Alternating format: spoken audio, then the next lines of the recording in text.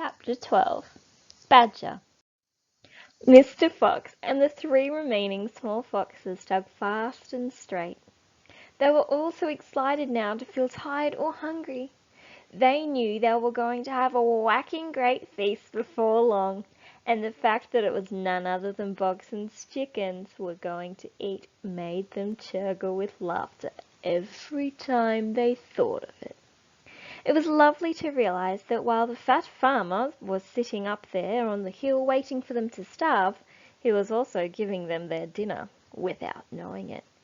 "Keep digging," said Mr. Fox. "It's not much further." All of a sudden, a deep voice above their heads said, "Who goes there?" The foxes jumped. They looked up quickly, and they saw, peeking through a small hole in the roof of the tunnel, a long, black, pointed, furry face. "Badger!" cried Mr. Fox. "Foxy!" cried Badger. "My goodness me! I'm glad I found someone at last. I've been digging around in circles for 3 days and nights, and I haven't the foggiest idea where I am." Badger made the hole in the ceiling bigger and dropped down beside the foxes. A small badger, his son, dropped down after him. "Haven't you heard what's happening up on the hill?" Badger said excitedly. "It's chaos! Half the wood has disappeared, and there are men with guns all over the countryside. None of us can get out, even at night. We're all starving to death." "Who's we?" asked Mr. Fox. "All us diggers. That's me and Mole and Rabbit and all our wives and children. Even Weasel, who can usually sneak out of the tightest spots, is right now hiding down my hole with Mrs. Weasel and 6 kids. What on earth are we going to do, Fox? I think we're finished." Mr. Fox looked at his 3 children and smiled. The children smiled back at him, sharing his secret. "My dear old Badger," he said, "this mess you're in is all my fault." "I know it's your fault," said Badger furiously, "and the farmers are not going to give up until they've got you. Unfortunately, that means us as well. It means everyone on the hill." Badger sat down and put a paw around his small son. "We're done for," he said. "My poor wife is up there so weak she can't even dig another yard." "Nor can I," said Mr. Fox, "and yet at this very minute she is preparing for me and my children the most delicious feast of plump, juicy "Stop!" cried Badger. "Don't tease me, I can't stand it." "It's true," cried the small foxes. "Dad's not teasing. We've got chickens galore." "And because everything is entirely my fault," said Mr. Fox, "I invite you to share the feast. I invite everyone to share it. You and Mole and Rabbit and Weasel and your wives and children. There'll be plenty to go around, I assure you." "You mean it?" cried Badger. "You really mean it?"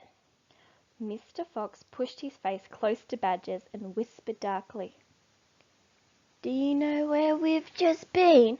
"Where?" "Right inside Boggis's chicken house, number 1. "No." "Yes. But that is nothing to where we are going now. You have to come just at the right moment, my dear Badger. You can help us dig. And in the meanwhile, your son can run back to Mrs. Badger and the others and spread the good news." Mr. Fox turned to Small Badger and said, "Tell them they are invited to a fox's feast. Then bring them all down here and follow this tunnel back until you find my home." "Yes, Mr. Fox," said the small badger. "Yes, sir, right away, sir. Oh, thank you, sir." And he scrambled quickly back through the hole of the roof of the tunnel and disappeared. Chapter 13. Boggis's Giant Storehouse.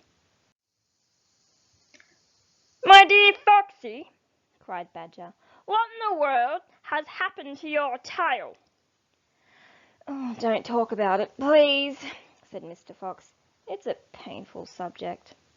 They were digging the new tunnel. They dug in silence. Badger was a great digger, and the tunnel went forward at a terrific pace, now that he was lending a paw. Soon they were crouching underneath yet another wooden floor. Mr. Fox grinned slyly, showing sharp white teeth. "If I'm not mistaken, my dear Badger," he said, "we are now underneath the farm which belongs to the nasty little pot-bellied dwarf, Bunce. We are in fact directly underneath the most interesting part of the farm." "Ducks and geese!" cried the small foxes, licking their lips. "Juicy, tender ducks and big, fat geese." "Exactly," said Mr. Fox. "But how in the world can you know where you are?" asked Badger. Mr. Fox grinned again, showing even more white teeth. "Look," he said, "I know my way around these farms blindfolded. For me it's just as easy as below ground as it is above." He reached high and pushed up one of the wooden floorboards, then another. He poked his head through the gap. "Yes!" he shouted, jumping into the room above. "I've done it again! I've hit it smack on the nose, right in the bullseye. Come and look." Quickly, Badger and the three small foxes scrambled up after him. They stopped and stared. They stood and gaped. They were so overwhelmed they couldn't speak, for what they now saw was a kind of fox's dream, a badger's dream, a paradise for hungry animals. "This, my dear old Badger," proclaimed Mr. Fox, "is Bunce's mighty storehouse. All his finest stuff is stored here before he sends it off to market." Against all the four walls of the great room, stacked in cupboards and piled upon shelves reaching from floor to ceiling, were thousands and thousands of the finest, fattest ducks and geese, plucked and ready for roasting. And up above, dangling from the rafters, there must have been at least 100 smoked ham and 50 sides of bacon. "Just feast your eyes on that!" cried Mr. Fox, dancing up and down. "What do you think of it, eh? Pretty good grub."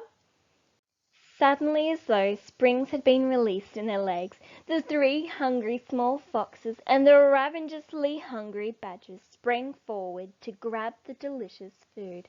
"Stop!" ordered Mr. Fox. "This is my party, so I shall do the choosing." The others fell back, licking their chops. Mr. Fox began prowling around the storehouse, examining the glorious display with an expert eye. A thread of saliva slid down one side of his jaw and hung suspended in mid-air, then snapped. "We mustn't overdo it," he said. "Mustn't give the game away. Mustn't let them know what we've been up to. We must be neat and tidy and just take a few of the choicest morsels. So, to start with, we shall have 4 plump young ducks." He took them down from the shelf. "Oh, how lovely and fat they are. No wonder Bunce gets a special price for them at the market." "All right, Badger, lend me a hand to get them down. You children can help as well. There we go.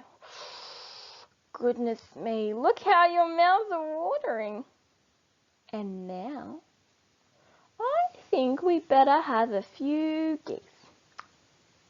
3 will be quite enough. We'll take the biggest.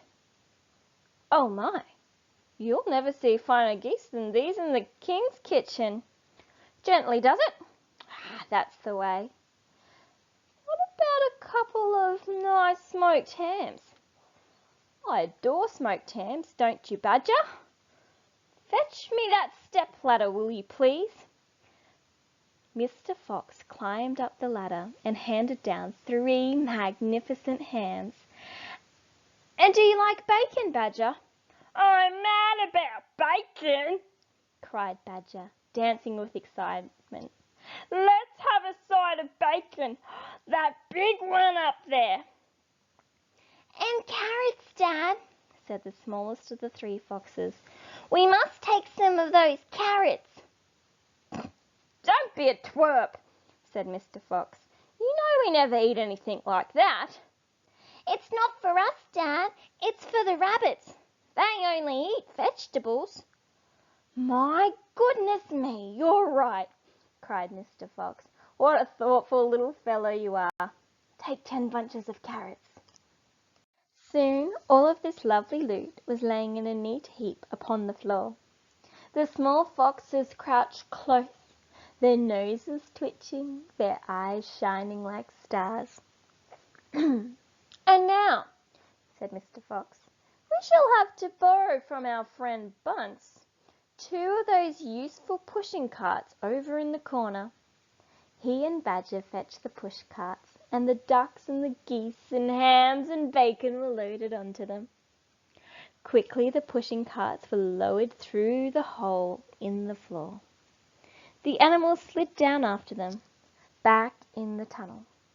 Mr. Fox again pulled the floorboards very carefully onto place so that no one could see they had been moved.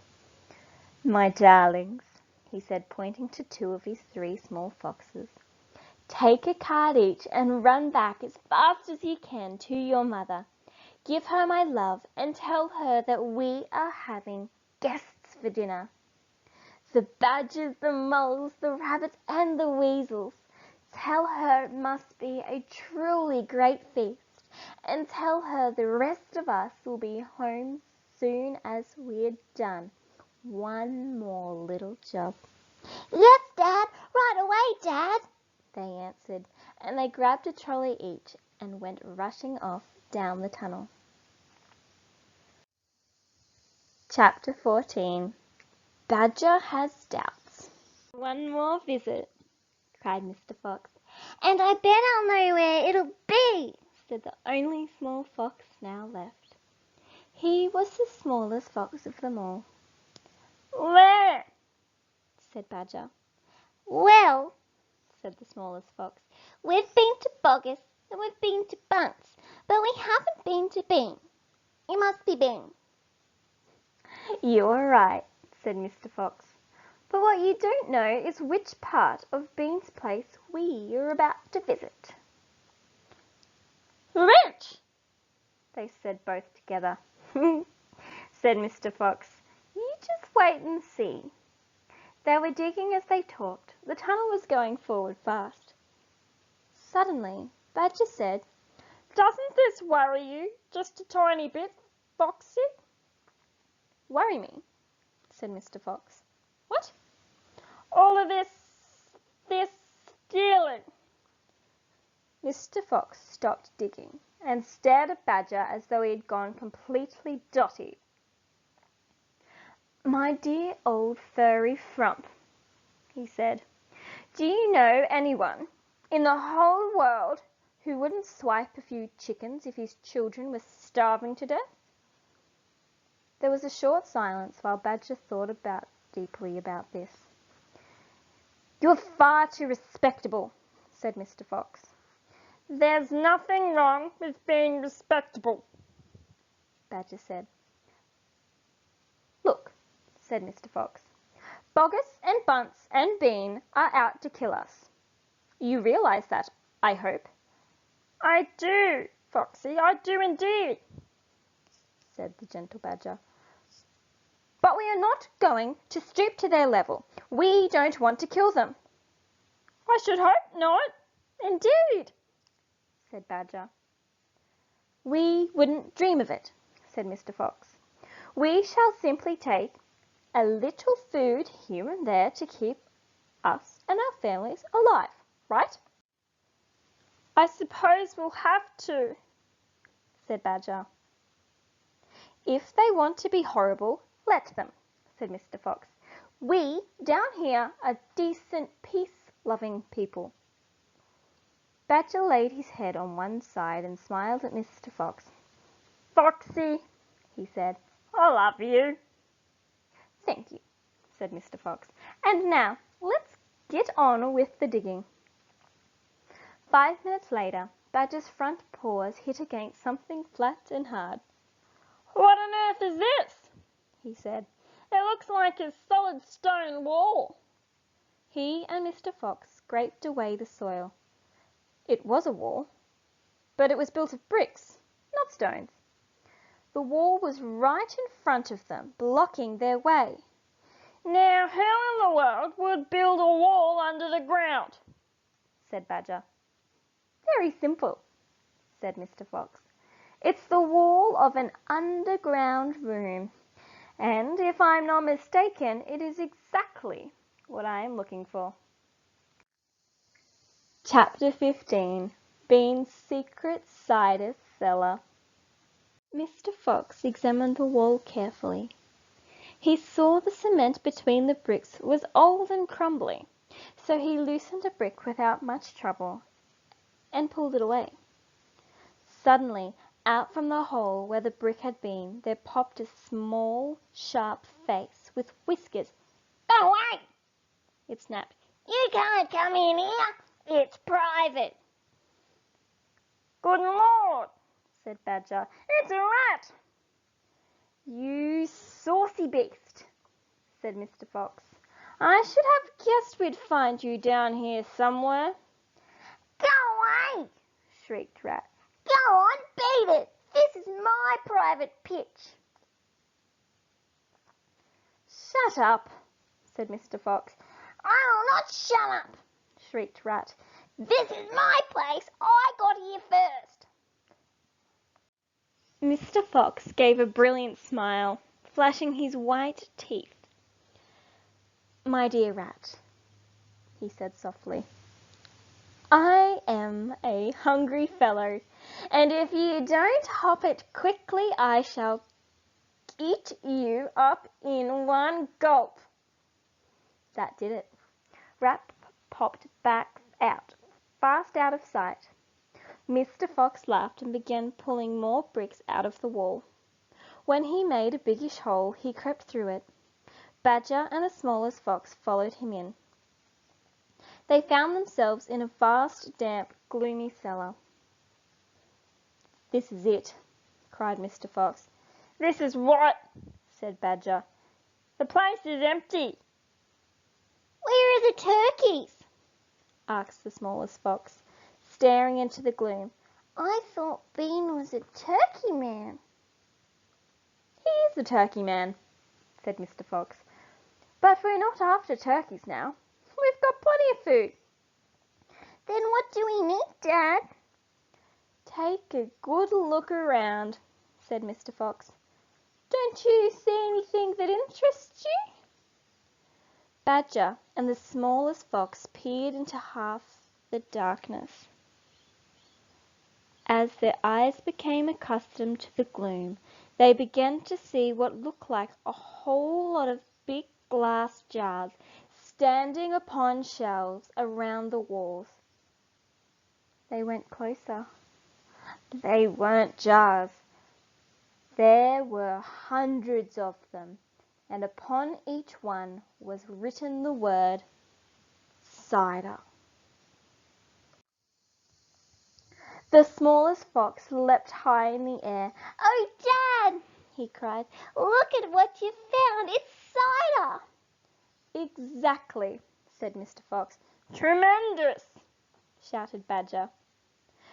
Bean's secret cider cellar, said Mr. Fox. But go carefully, my dears. Don't make a noise. This cellar is right underneath the farmhouse itself. Cider, said Badger, is especially good for badgers. We take it as medicine. 1 large glass 3 times a day with meals, and another at bedtime. It will make the feast into a banquet, said Mr. Fox. While they were talking, the smallest fox had sneaked a jar off the shelf and had taken a big gulp. Wow! He gasped. Wowee! You must understand that this was no ordinary weak fizzy cider one buys in a store. It was the real stuff. A home-brewed fiery liquor that burned in your throat and boiled in your stomach. Ah! Gasped the smallest fox. This is some cider. That's quite enough of that, said Mr. Fox, grabbing the jar and putting it to his own lips. He took a tremendous gulp. It's miraculous, he whispered, fighting for breath. It's fabulous, it's beautiful. It's my turn, said Badger, taking the jar and tilting his head back. The cider gurgled and bubbled down his throat. It's like melted gold, he gasped. Oh, Foxy, it's like drinking sunbeams and rainbows. You're poaching! Shrieked Rat. Put that down at once. There'll be none of that left for me. Rat was perched upon the highest shelf in the cellar, peering out from behind a huge jar. There was a small rubber tube inserted in the neck of the jar, and Rat was using that tube to suck out the cider. You're drunk, said Mr. Fox. Mind your own business, Shrieked Rat. and if you great clumsy brutes come messing about in here, we'll get caught. Get out and leave me to sip my cider in peace. At that moment they heard a woman's voice calling out in the house above them. Hurry up and get the cider, Mabel, The voice called. You know Mr. Bean doesn't like to be kept Waiting, especially when he's been out all night in a tent.